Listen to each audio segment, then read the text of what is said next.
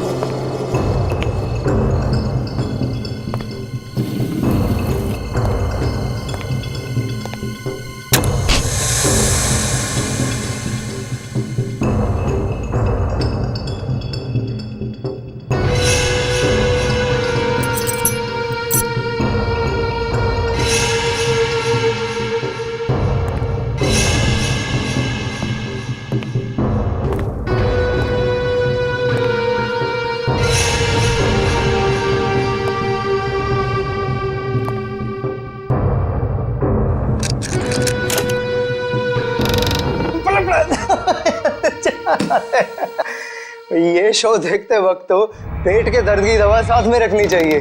हंसते हंसते पेट दर्द हो गया।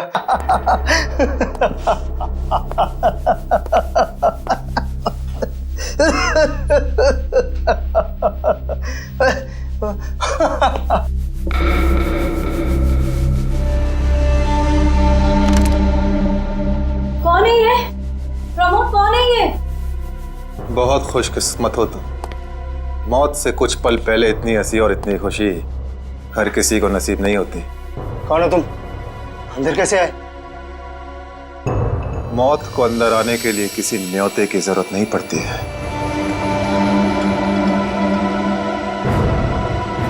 ये क्या कर रहे हो? मैंने क्या बिगाड़ा तुम्हारा? तो रुक जरा, पुलिस को। Happy birthday Tarika. Thank you Shreya. Thank you. Many happy returns of the day. Thank you Siddharth. बहुत खूबसूरत फूल है। श्रेया की चॉइस है। हाँ वो तो है, श्रेया की चॉइस तो कभी गलत हो ही नहीं सकती। हाय सिद्धार्थ। हेलो। हाय श्रेया। हाय पूर्वी। काफी देर कर दी आने में। थोड़ा ट्रैफिक मिल गया रास्ते में। अरे फ्रेडी सर, ये गपागप खा रहे हो? आप तो बोल रहे थे डाइटिंग कर रहे हो। डाइटिंग ही तो कर रहा हूँ। इसके पहले तो मैं 5-5 प्लेटें एक साथ खा जाता था। क्या बात कर रहे हो? हमारे प्लान पे तो पानी फिर गया अभिजीत। अरे ऐसे कैसे? कुछ ना कुछ तो करूंगा मैं। कैसे? हृदय, हाँ, उस कमरे में तुम्हारा कोई वेट कर रहा है। मेरा वेट कर रहा है? हाँ। कौन? तुम जाओ तो सही। अरे जाओ।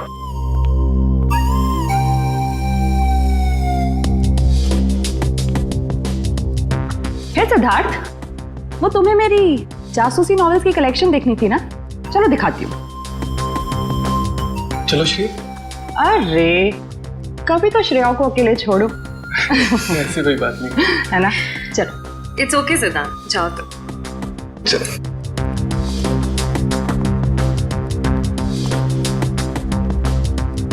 अरे श्रेया, तुम यहाँ? वहाँ कमरे में कोई तुम्हारा वेट कर रहा है। कौन? अरे जाओ देखो तो सही। अरे सर,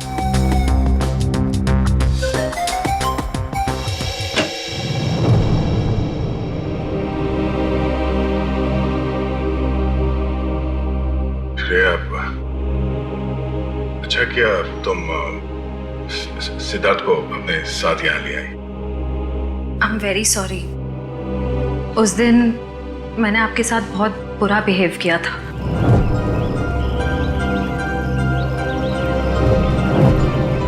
छोड़ो ना, मैं भूल गया हूँ, तुम भी भूल जाओ। काश भूल पाना इतना आसान होता। जिंदगी कितनी सिंपल हो जाती है। श्रेया, ये यादें ही तो है जो उदास दिलों को जिंदगी जीने का हौसला देती है। अगर यादें ही ना हो तो जिंदगी कितनी बोरिंग हो जाएगी। तो क्या तुमने सिद्धार्थ से शादी करने का फैसला कर लिया? मेरा दिल कुछ और कह रहा है, दिमाग कुछ और। मैं जानता हूँ श्रेया, हमारे काम में हम दिल की नहीं दिमाग की सोचते हैं, मगर एक बार सीआईडी ऑफिसर नहीं, एक आम लड़की की तरह सोचो। दिल का इस्तेमाल करो, उसकी आवाज सुनो। मेरे दिल में तो एक ही इंसान का नाम गूंजता रहता है, और वो नाम है श्रेया। सिद्धार्थ। सिद्धार्थ प्लीज, सिद्धार्थ मेरी बात तो सुनो प्लीज। अब सुनने को बाकी क्या रह गया? पूरी हकीकत मैंने अपनी आंखों से देख ली। तुम दया से प्यार करती हो ना?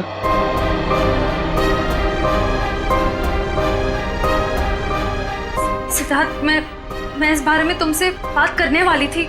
क्यों नहीं? सिद्धार्थ, काम इतना होता है, मौका ही नहीं मिला मुझे। मौका नहीं मिला? I just can't believe I heard that. Siddharth please मेरी बात तो सुनो। ये इतना आसान नहीं हो के। मैं आपको मेरी जगह रखकर तो सोचो, फिर पता चलेगा मैं किस अग्नि परीक्षा से गुजर रही हूँ।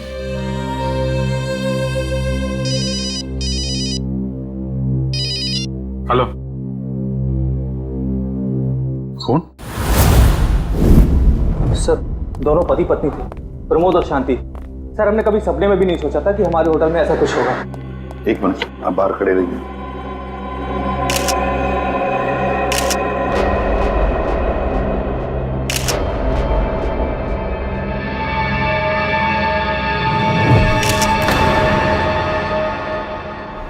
माय गॉड, दोनों की लाशें ऐसी इस अवस्था में। सर, इतने सारे केस सॉल्व किए, लेकिन इस तरह का केस कभी नहीं देखा।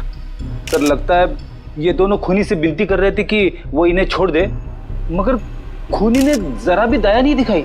नहीं फ्रेडी, लगता है खूनी ने पहले इन दोनों को मारा और फिर यहाँ लाकर बिठा दिया, हाथ पैर बांध दिए। जिस तरह से इन दोनों को बिठाया कुर्सी में, लगता है खूनी हमसे कुछ कहना चाहता है।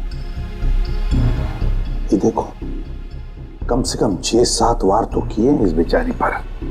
ऐसे इतनी बेरहमी से मारा है जैसे ये खूनी कोई सिर फिरा हो या फिर बदले की आग में ये सब किया है उसने।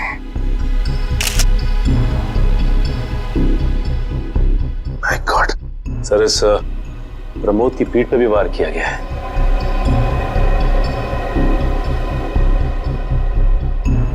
क्या हुआ? सर, इसकी सांसें चल रही है, जिंदा ही। प्रमोद जिंदा है? तो जल्दी से इसे हॉस्पिटल ले जाओ, इसका जिंदा रहना बहुत जरूरी है। संभाल के, चल। आजा।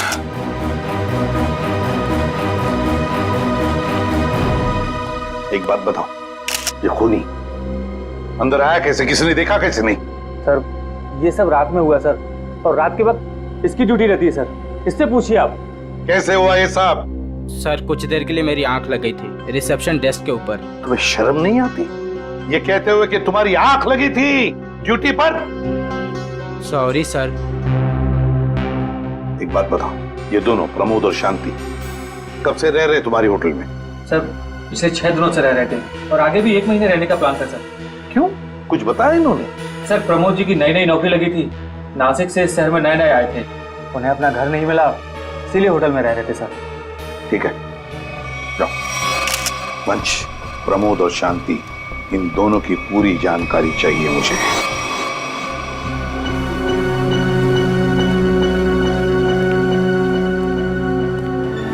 हाँ सचिन, ये प्रमोद कैसा है? सर, डॉक्टर ने ऑपरेशन शुरू कर दिया है, थोड़ी देर में पता चल जाएगा सर। लगता है सचिन, ये खूनी शांति को ही मारने आया था, प्रमोद को नहीं। देखो ना, उसने प्रमोद पर सिर्फ एक ही वार किया और फिर देखा तक नहीं कि वो जिंदा है या मर गया।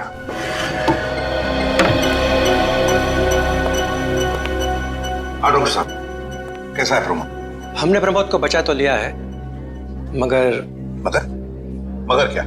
वो कोमा में चले गए हैं। कोमा में? लेकिन डॉक्टर साहब, प्रमोद को होश तो आ जाएगा ना?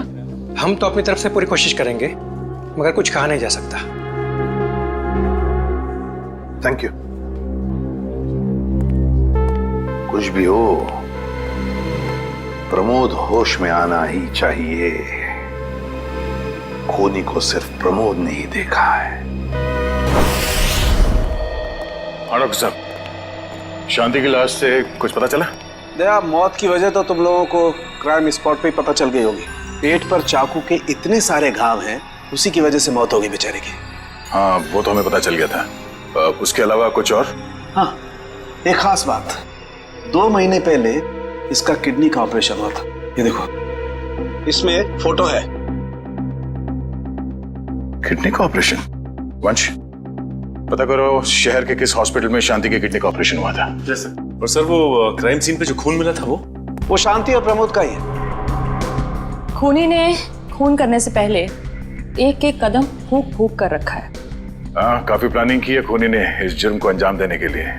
उसे पता था कि ये प्रमोद ऑफिस से कितने बजे वापस आता है, और वो होटल के कमरे में पहुंच गया जब दोनों मौजूद थे। पर सर, अगर उसका मकसद शांति को ही मारना था तो वो तो प्रमोद के आने से पहले ही जुर्म को अंजाम देकर वहां से फरार हो सकता था। हाँ, ये बात तो है।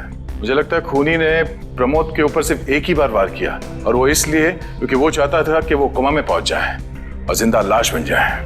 सर, लगता है ये खूनी कोई एक्सपर्ट है जो अच्छी तरह से जानता था कि वार कहाँ पे करना है। सर, वो एक्सपर्ट नहीं, मुझे तो सरफिरा लगता है। वरना मारने के बाद इन्हें प्रार्थना की पोजीशन में क्यों बैठा था? कोई तो गहरा कारण है सबके पीछे जो इस खूनी के अतीत से जुड़ा हुआ है। क्या प्रमोद की बीवी का खून हो गया और प्रमोद कोमा में है? जी हाँ। खैर, अब ये बताइए कि पिछले कुछ दिनों से प्रमोद का स्वभाव कैसा था? क्या वो डरा डरा रहता था या कुछ और अजीब बात? नहीं, ऐसा तो कुछ नहीं था। पर हाँ सर, मैंने उनको काम में बहुत सारी गलतियां करते देखा। साफ साफ बताइए, प्रमोद किस तरह की गलतियां कर रहा था? बेसिक अकाउंटिंग की गलतियां। मुझे तो हैरानी हो रही थी कि इतने काबिल और इतने क्वालिफाइड इंसान ऐसे बच्चों वाली गलतियां कैसे कर सकता है कोई। वो तो अच्छा हुआ कि मैंने उनकी गलती देख ली, वरना पूरी अकाउंट शीट खराब हो जाती। सर, मुझे तो लगता है उन्हें काम आता ही नहीं था। ऐसा कैसे हो सकता है? वो जिस कंपनी से आए थे वो तो बहुत बड़ी कंपनी थी, और कोई भी बड़ी कंपनी किसी ऐसे आदमी को अपने यहाँ नौकरी पर क्यों रखेगी जिसे उसका काम ही नहीं आता हो। अब तो इस प्रमोद की सारी कुंडली निकालनी पड़ेगी। तो पति पत्नी प्रमोद और शांति एक नंबर के धोखेबाज थे। उनके सारे सर्टिफिकेट्स और डॉक्यूमेंट्स नकली हैं। स्कूल और कॉलेज हर जगह के। ऐसी क्या वजह हो सकती है जिस वजह से 420 करके ये उस फाइनेंस कंपनी में काम कर रहा था? ये इस प्रमोद को वहाँ काम करके क्या फायदा हो सकता है? इस सवाल का जवाब तो उसी वजह से जुड़ा है निखिल, जिसकी वजह से इस प्रमोद की हत्या की गई। पर वजह जो भी हो, उस वजह का पता तो सीआईडी निकाल ही लेगी। लेकिन सर, हो सकता है इन दोनों का नाम भी नकली हो सकता है। ऐसा भी हो सकता है कि ये दोनों असली प्रमोद और शांति हो ही ना, बल्कि कोई बहरूपिये हों जिन्होंने उन दोनों की जगह ले ली हो सकता है। एक सेकंड। हेलो, हाँ बोल रहा हूँ। हाँ, कौन सा hospital? Okay, thank you so much. क्या हुआ निखिल? हमारा अंदाजा सही निकला। 2 महीने पहले पुणे की मोती हॉस्पिटल में इस प्रमोद की पत्नी का एक ऑपरेशन हुआ था। वहाँ प्रमोद की पत्नी का नाम शांति नहीं बल्कि विनीता लिखा हुआ है। विनीता? मोती हॉस्पिटल, पुणे।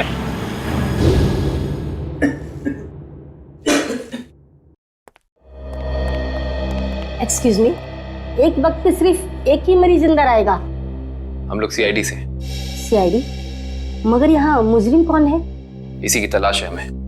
एक्चुअली आपके हॉस्पिटल में 2 महीने पहले एक ऑपरेशन हुआ था, उसी के बारे में कुछ जानकारी चाहिए हमें। किसका operation?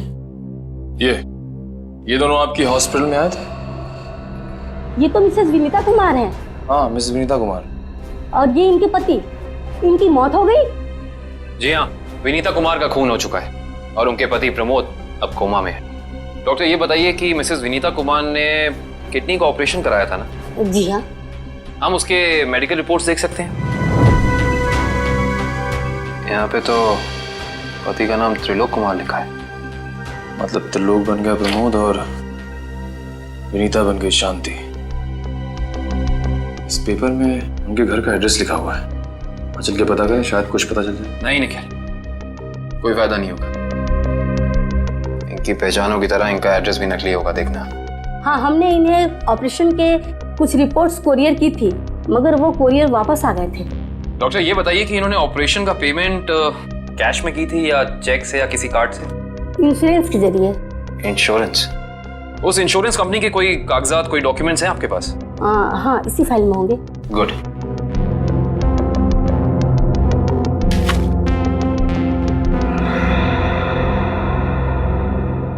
Base health insurance. Ankit, सभी अकाउंट्स और सभी खाते अच्छी तरह से बंद हो जाने चाहिए। कल शाम 5 बजे तक ऑडिटर आ जाएगा।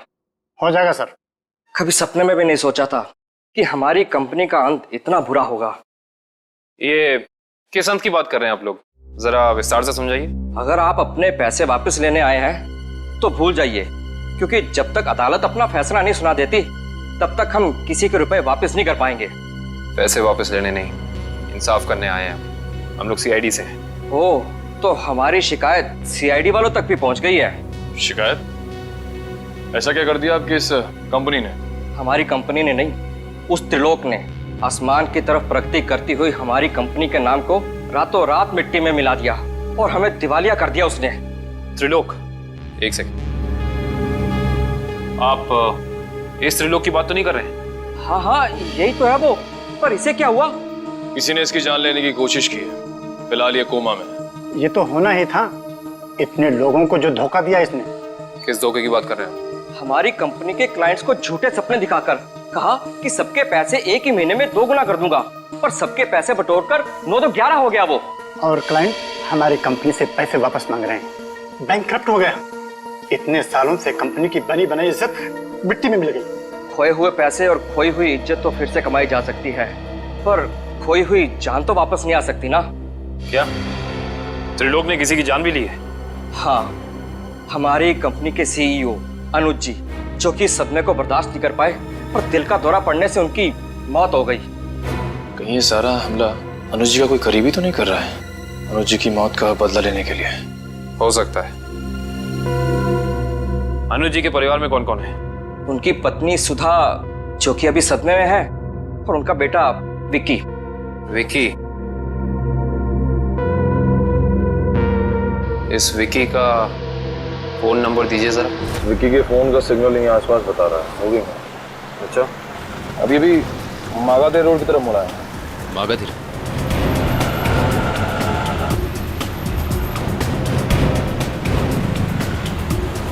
देखो सिग्नल में कुछ पता चला? एक मिनट। क्या हुआ? इस विक्की के फोन का सिग्नल यहीं आसपास बता रहा है। कहीं विक्की इस बाइक को तो नहीं? हाँ सर, हो सकता है ये विक्की। चेक करते हैं।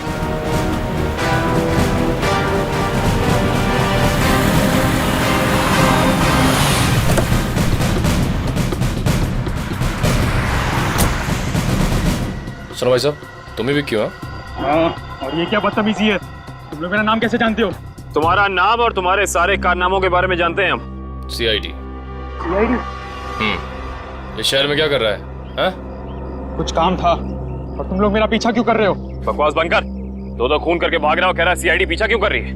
मैंने कोई खून नहीं किया है। अच्छा, त्रिलोक और विनीता का खून नहीं किया तुमने? What? त्रिलोक और विनीता मर चुके हैं? ड्रामा बनकर अपना। पूरा इतिहास है तेरा हमारे पास। उन दोनों ने तुमसे तुम्हारे पिता को छीना, उसका बदला लेने के लिए तुम यहाँ आए हो उनके पीछे। हाँ, मैं बदला लेने जरूर आया था, पर मैंने उनका खून नहीं किया। देख, सच बोल दे समझा, नहीं अपनी शक्ल नहीं पहचान पाएगा। मैं सच कह रहा हूँ। मैंने किसी तरह उनके बारे में पता किया। मैं उनके होटल भी गया था, मगर जैसे मैं उनके कमरे की तरफ जा रहा था, मैंने उनके कमरे में एक आदमी को जाते हुए देखा। कौन सा आदमी था वो? उसके चेहरे को ठीक से देख नहीं पाया मैं। तुम्हें जो भी याद है, जितना भी याद है, साफ साफ बताओ। कद लगभग 6 फीट, ओवरकोट पहना हुआ था उसने, और उसके बाल लंबे थे यहाँ तक। और उसने एलिगेटर शूज पहने हुए थे। Alligator shoes? हेलो, एक और खून? लाश ऐसे अजीब ढंग से क्यों बैठा है? कमाल है सर, पिछले वाले केस में खूनी ने उन दोनों को होटल में चाकू मारकर प्रार्थना वाली पोजीशन में बैठाया था, और इसे गोली मार के इस तरह से। लगता है दोनों का खूनी एक ही है। अगर ये सीरियल किलर होता तो इसे भी चाकू से मारता सर, क्योंकि विनीता को उसने चाकू से मारा था, इसे तो गोली मारी। हाँ, मगर लाशों को ऐसे एक ही ढंग से बिठाना क्या दो अलग अलग खूनी करेंगे? मुझे लगता है दोनों का खूनी एक ही है, और जिस वक्त इस्तिकवांशु का खून हुआ, लगता है खाना खाने ही वाला था।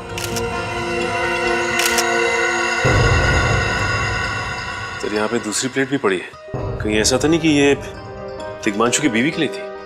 मैम सब तो एक हफ्ते के लिए गाँव गई हुई है, एक हफ्ते के बाद लौटेगी। तो क्या घर में कोई और आदमी था जिसके लिए तिग्मांशु ने एक और प्लेट में खाना डाला? नहीं साहब। अच्छा, जब तुम घर वापस आए उस वक्त ये दरवाजा खुला था या बंद था? नहीं साहब, बंद था। तो फिर तुम घर के अंदर कैसे आए?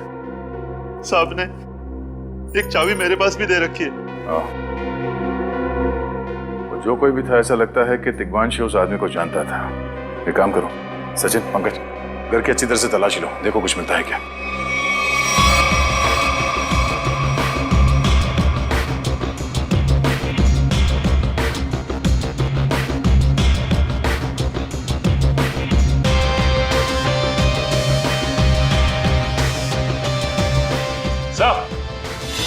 हाँ सचिन, सचिन, ये देखिए सर, यहाँ से शीशा निकाला गया है, चिटकनी खोली गई है और यहाँ से बाहर जाने का रास्ता भी है। मतलब कोई अंदर यहाँ इस खिड़की से आया था? सर लेकिन इस घर में तो सेफ्टी अलार्म भी है सर। अगर यहाँ से कोई अंदर आया है तो सेफ्टी अलार्म बजना चाहिए था और सिक्योरिटी गार्ड को भी अंदर आना चाहिए था। अब इसका जवाब तो सिक्योरिटी गार्ड ही देगा।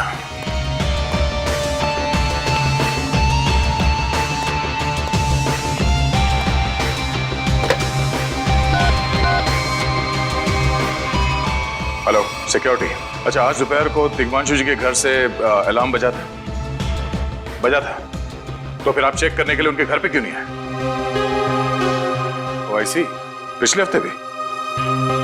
ठीक है, थैंक यू। क्या बोला सर ये सिक्योरिटी वाला? सिक्योरिटी का कहना है कि अलार्म बजा था और उन लोगों ने घर में फोन भी किया, तो तिग्मांशु जी ने कहा कि गलती से अलार्म बज गया, इसलिए वो लोग ऊपर नहीं आए। सर, हो सकता है तिग्मांशु ने मजबूरी में कहा हो, खूनी ने उसके सर पे गन तान दी हो। कुछ कह नहीं सकते, बात करते वक्त अगर थोड़ी सी भी टेंशन हो आवाज में तो ये सिक्योरिटी वाले तुरंत भाप लेते हैं। दरअसल पिछले हफ्ते भी तिग्मांशु के घर से अलार्म बजा था और जब सिक्योरिटी वालों ने फोन किया तो तिग्मांशु ने यही कहा था कि गलती से बच गया। सर ये खूनी काफी चालाक लगता है, खेल खेल रहा है। देखते हैं, जरा देखो इस घर में कुछ और मिलता है क्या। खूनी ने कोई ना कोई सुराग जरूर छोड़ा होगा, चेक करो। सर एक मिनट सर।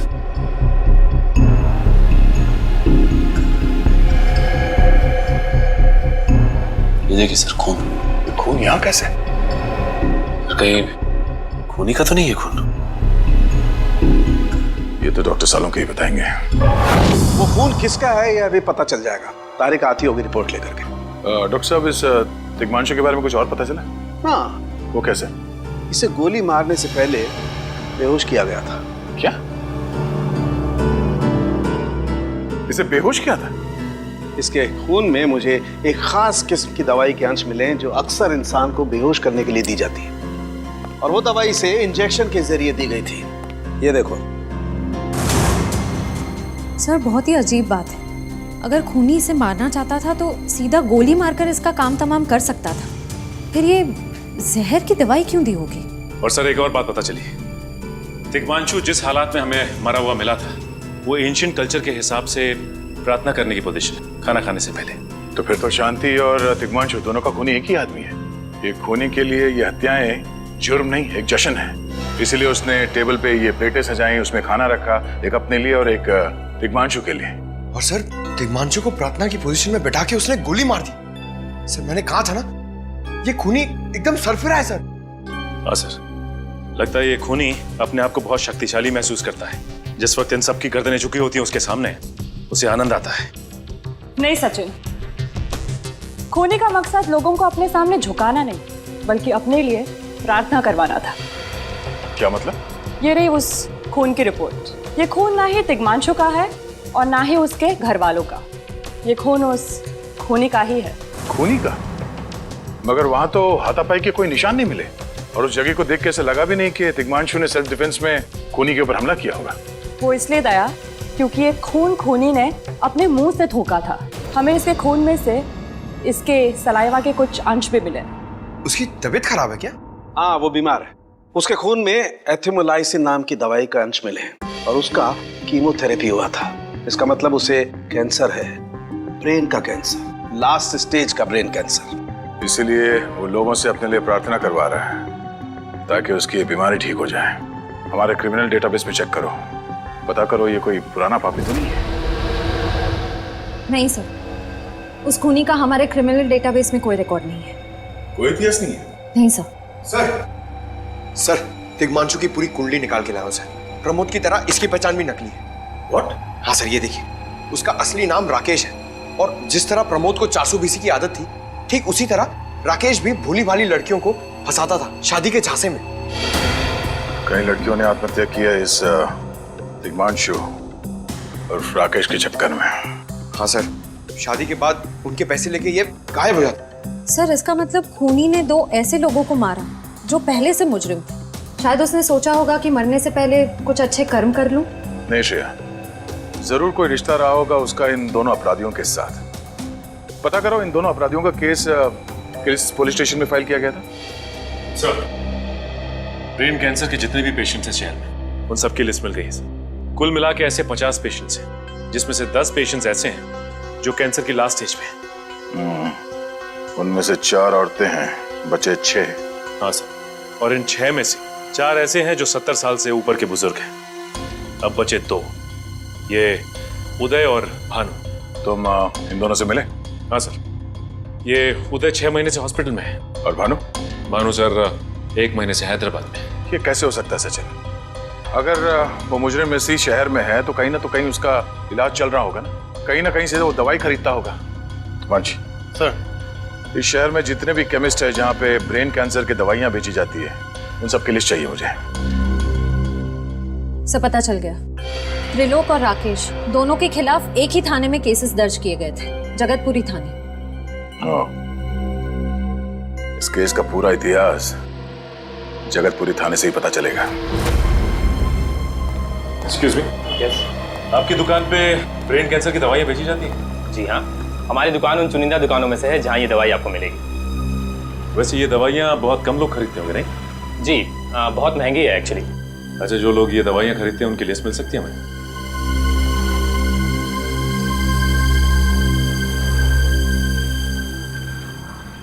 ये रही वो लिस्ट।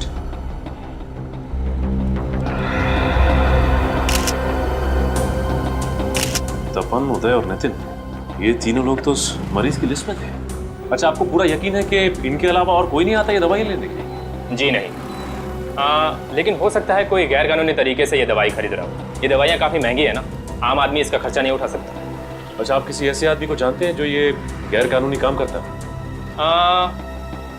एक आदमी है, आंद्रे नाम है उसका। प्यार से लोग उसे एंडी कहते हैं। ये जो ज्वाला रोड पे पब्लिक पार्क है ना, अक्सर वहीं मिलता है। कांस्टेबल सुनील? Yes sir. आप सीआईडी से ही हैं ना? हाँ, हमारी बात शायद आप ही से हुई थी। साहब बताइए, कांस्टेबल सुनील आपके लिए क्या कर सकता है? सुनील जी, हाल फिलहाल में इस रिकॉर्ड रूम में कोई चोरी वगैरह हुई थी क्या? चोरी नहीं तो सर, अब यहाँ भला कोई चोरी कैसे करेगा? सुनील, फिर आप एक हेल्प कर सकते हैं हमारी। हमें 2 मुजरिमों की फाइल चाहिए। एक का नाम है त्रिलोक कुमार और दूसरे का राकेश भिवेन। 1 मिनट सर, क्या नाम बोले? राकेश? राकेश भिवेन।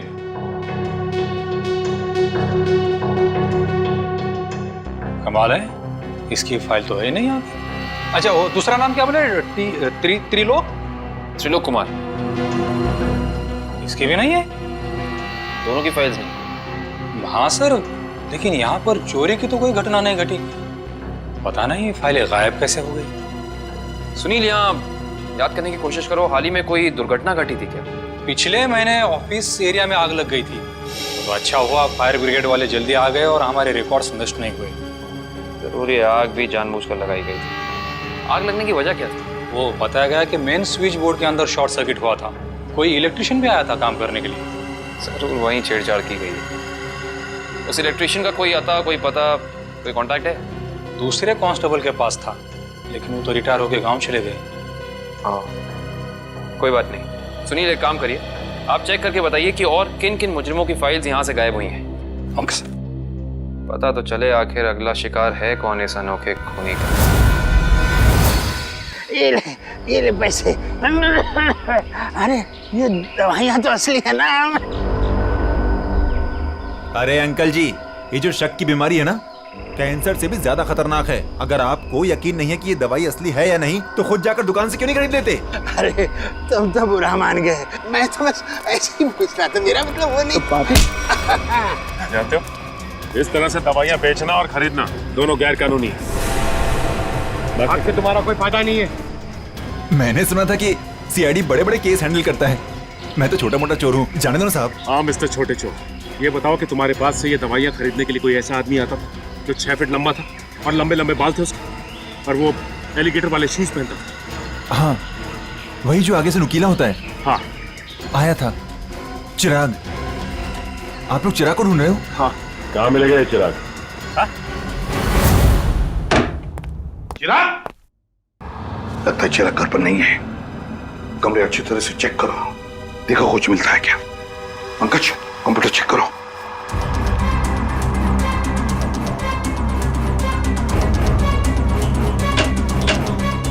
सर, ये देखिए, पूरी अलमारी गन्स और चाकू से भर रखी इस चिराग ने। My God. सर, हाँ, अंदर के कमरे में से ये पुलिस रिकॉर्ड रूम से फोन है। देखो। हेलो जी, कहिए। कौन? संदीप, स्वाधीन और हेमंत। ओके, ठीक है। कौन है ना? सर, त्रिलोक और तिग्मांशु की तरह इन तीनों की फाइल भी चोरी हुई है पुलिस रिकॉर्ड रूम से। मतलब अभिजीत, अब ये चिराग इन तीनों में से किसी एक को मारने वाला है। सर एक सेकंड, ये देखिए सर, इस कंप्यूटर की फाइल में इन तीनों की फाइल है। सर ये तीनों भाई हैं और बदमाश भी हैं, और इन्होंने 3 खून किए हुए हैं सर। सर यहाँ पे 2 एड्रेस है, एक चीकूवाड़ी और एक चारको।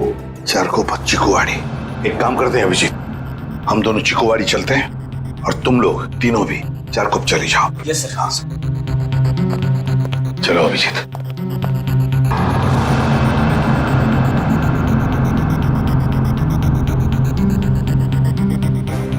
क्या हुआ सर? अभिजीत, ये पेन, ये मेरा पेन है अभिजीत। आपका पेन? यहाँ पे कैसे सर? ये पेन मैंने जग्गा को दिया था। जग्गा को। जग्गा सर? वो आपका खबरी? हाँ अभिजीत, मेरा खबरी। मगर जग्गा तो मर चुका है सर। हाँ अभिजीत, तो मर चुका है, लेकिन जिस खून में तलाशी करने में मदद की थी जग्गा ने हमारी, उस वक्त वो खून भी इसी तरह हो रहे जैसे आज हो रहे हैं। खून करने के बाद लोगों को प्रार्थना की पोजीशन में रखा जाता है। चलते हैं सर। नहीं अभिजीत, क्योंकि अभिजीत जिस तरह से वो खून किए जा रहा है, लगता है मुझे संदेशा भेज रहा है, तो मुझे मिलना चाहता है अकेले में।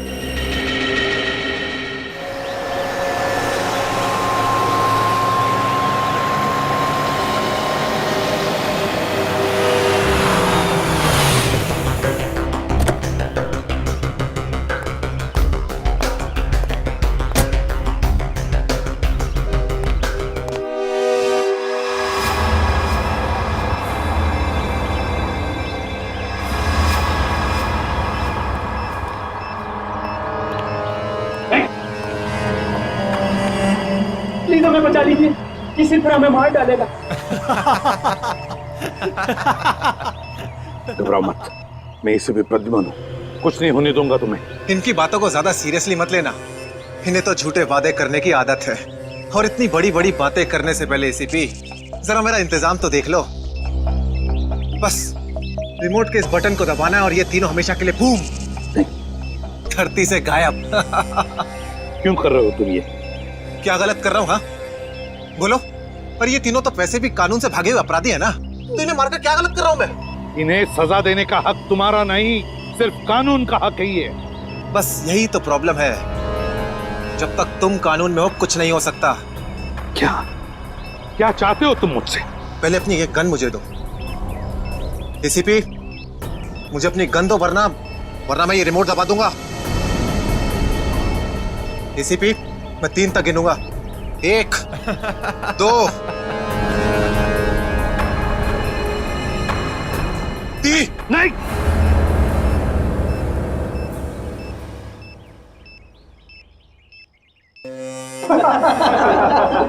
बहुत अच्छे, बहुत अच्छे। तो तुम जानना चाहते थे ना कि मैं तुमसे नफरत क्यों करता हूँ? हाँ।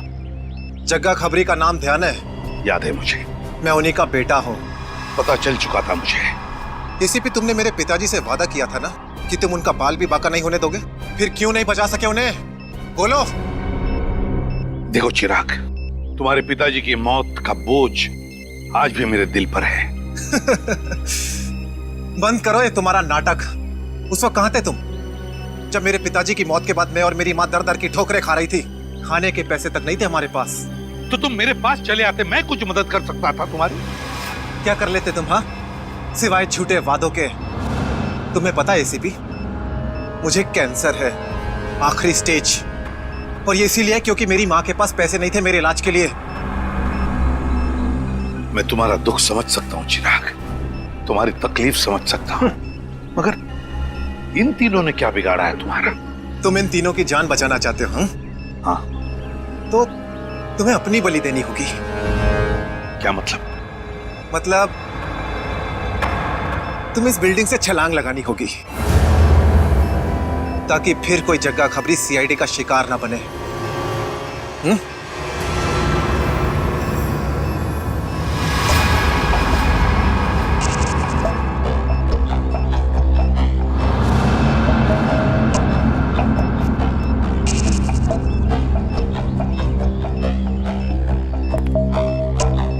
ठीक है, मंजूर है।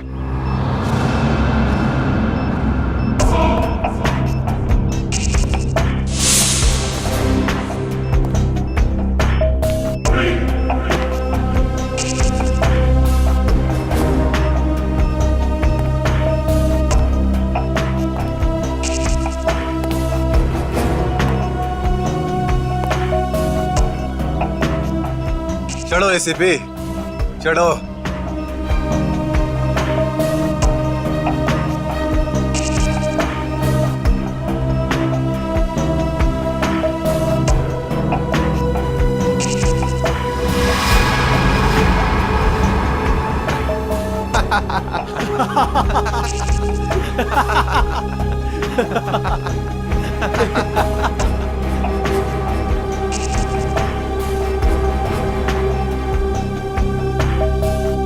ऊपर जाकर मेरे पिताजी से माफी जरूर मांग लेना।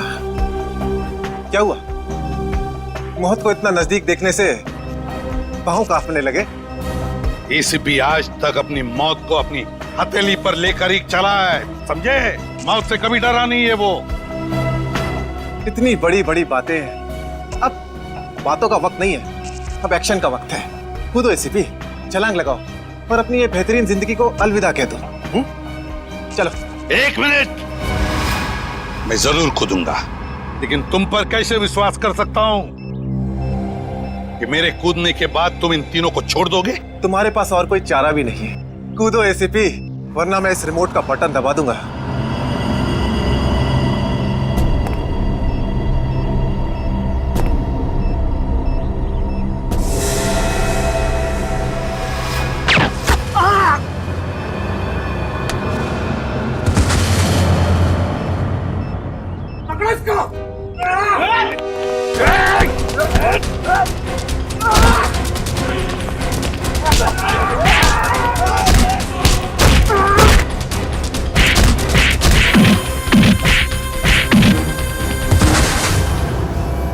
बस मिस्टर चिराग, बहुत चला लिया न्याय की अदालत।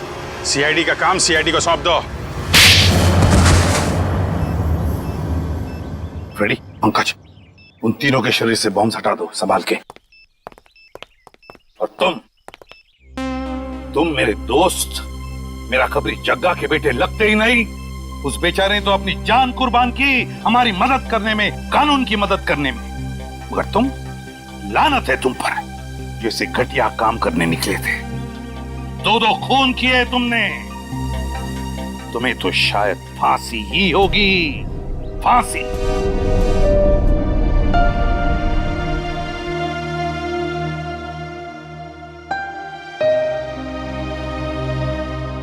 बड़े बुजुर्ग कह गए कि अगर कोई चिंता सताए तो उस चिंता को अपने कलेजे के अंदर अंगार बनने नहीं देना चाहिए। कलेजा चल जाता। मुझे कोई चिंता नहीं सता रही है। In fact I think I am the luckiest girl in the world right now. CID में सब मेरे काम से खुश हैं। मेरे पास तुम दोनों जैसे दोस्त हैं। मेरी शादी होने वाली है। एक लड़की को और क्या चाहिए होता है? शायद प्यार। प्यार भी तो है ना मेरे पास। मम्मी पापा का प्यार, दोस्तों का प्यार और सिद्धार्थ का प्यार। जुबान की बात दिल से मेल नहीं खा रही है श्रेया। मतलब ये कि दिल की बात जुबान पे लाने का वक्त आ गया है श्रेया।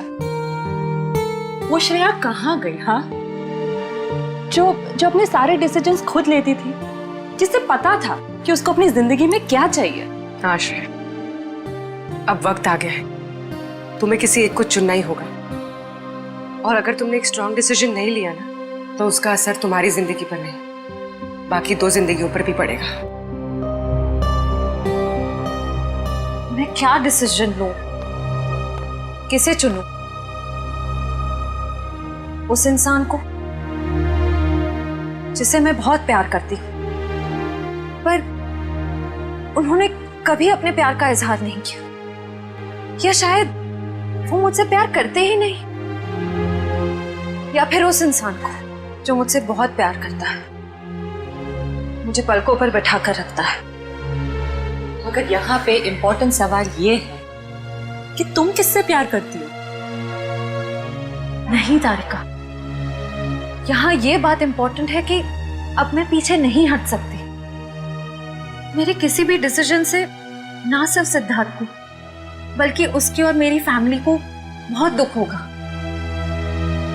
बच्चों जैसी बातें मत करो श्रेया। हर माँ बाप चाहते हैं कि उनके बच्चे को जिंदगी की हर खुशी मिले।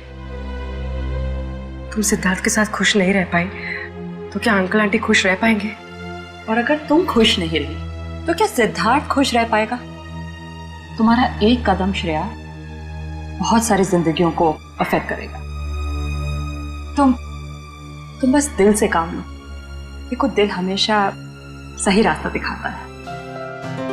ठीक है, अब से मैं अपने दिल की बात सुनूंगी। अगर मैं किसी भी कदम पर कमजोर पड़ जाऊं तो तुम दोनों को मुझे सही रास्ता दिखाना होगा। हाँ, लेकिन एक शर्त पे। कैसी शर्त? तुझे आइसक्रीम खिलानी पड़ेगी। Of course.